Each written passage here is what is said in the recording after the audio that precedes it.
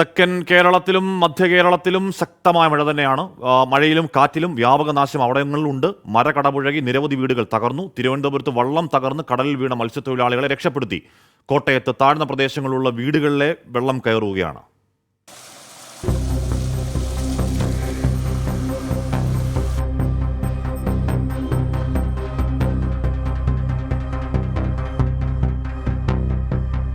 രണ്ട് ദിവസമായി പെയ്യുന്ന മഴ തെക്കൻ കേരളത്തിലും മധ്യ കേരളത്തിലും തുടരുകയാണ്.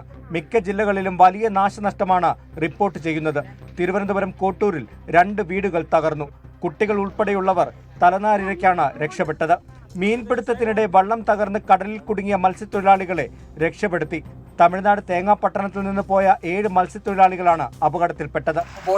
ബോട്ടുമായിട്ട് ചേർന്നിട്ട് കെട്ടിയെടുത്ത് വന്നപ്പോൾ ഈ രണ്ട് നാട്ടിൽ എത്തിയപ്പോൾ അവിടെ വന്നിട്ട് ഈ വെള്ളം താഴ്ന്നു പോകാൻ തുടങ്ങി. കോട്ടയം കുമരകത്ത് കാറ്റ് വീശിയതിനെ തുടർന്ന് റോഡിലൂടെ പോയ ഓട്ടോയുടെയും ബൈക്കിന്റെയും നിയന്ത്രണം നഷ്ടമായി. തിരുവാതിക്കലിൽ നിരവധി വീടുകളുടെ മേൽക്കൂരകൾ തകർന്നു.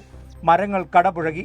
താഴ്ന്ന പ്രദേശങ്ങളിലെ വീടുകളിൽ വെള്ളം കയറുകയാണ്. വൈകുന്നേരം ഒരു 6:30 ശേഷം ഇവിടെ അതിശക്തമായ കാറ്റ്, ഒരു സ്ഥലം കേന്ദ്രീകരിച്ച് ശക്തമായ കാറ്റായിരുന്നു. നിരവധി വീടുകളും അവരുടെ മേൽക്കൂരകളും എല്ലാം തകർന്നു പോവുകയുണ്ടായി.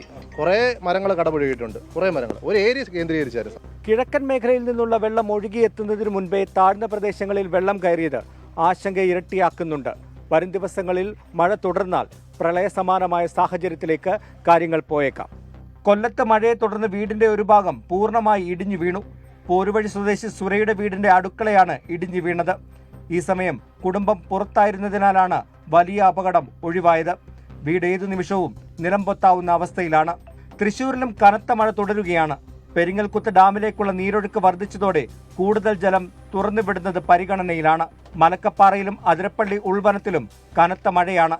ഇന്നലെ രൂക്ഷമായ കടൽക്ഷോഭം നേരിട്ട ചാവക്കാട് ഏങ്ങണ്ടിയൂർ മേഖലകളിൽ രാത്രിയോടെ വെള്ളമിറങ്ങി. വിവിധ ബ്യൂറോകൾക്കൊപ്പം ടോബി ജോൺസൺ, 24.